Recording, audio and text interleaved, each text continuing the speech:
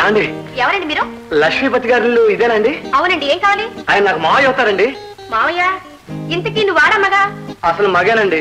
అప్పులు వాళ్ళ కోసం ఆడ, వాళ్ళ బాధ తప్పించుకోవడానికి ఆడబడుతూ బతుకుతున్నాను. అయ్యో పాపం. ఇంతకీ మీరెవరండి? లక్ష్మీపతి గారు అమ్మాయినండి. నా పేరు గీత. గీత? గీత నేను మీ బావ గీత. బావా?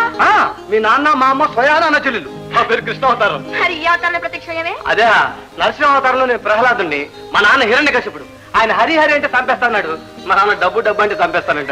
అందుకని నాన్నగారు లోపల ఉన్నారు. రా. సత్యం, మా నాన్న ఇక్కడ ఉన్నాడే. మీ నాన్న? ఇందాక నువ్వు చెప్పిన మహానుభావుడు ఈయనగాడేనా?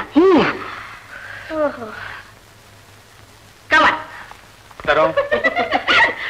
నాన్న, ఈవిడ నా క్లాస్మేట్ మిస్ మేరీ. వీరు మీ మావయ్యమ్మ. తయారత్త అనేవాడే జ్ఞాపకుందా? ఆమె భర్త. నమస్కారం మావయ్య. మిస్ మేరీ, హీస్ భర్త ఆఫ్ మై తయారత్త.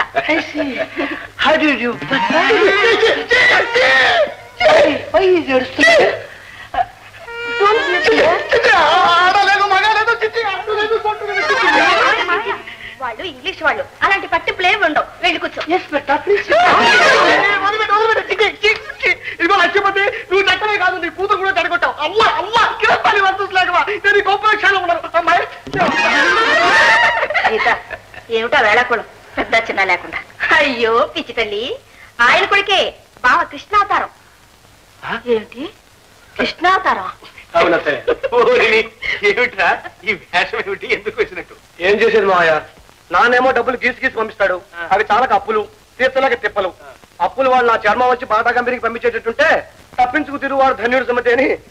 అదేమిటబ్బాయి, మీ మావయ్యతో ఒక్క మాట చెప్తే చెప్పడానికి వచ్చాను అత్తయ్య. తీరిగ్గా చెబుతూ గాని ముందు ఈ భామ వేషం చూస్తుంటే చూసారా, చిలకా గోరింకలాగా ఎంత బాగున్నారా? ఎవరెంత కాదన్నా వాళ్ళిద్దరూ మేనత్త మేనమ్మ బిడ్డలే.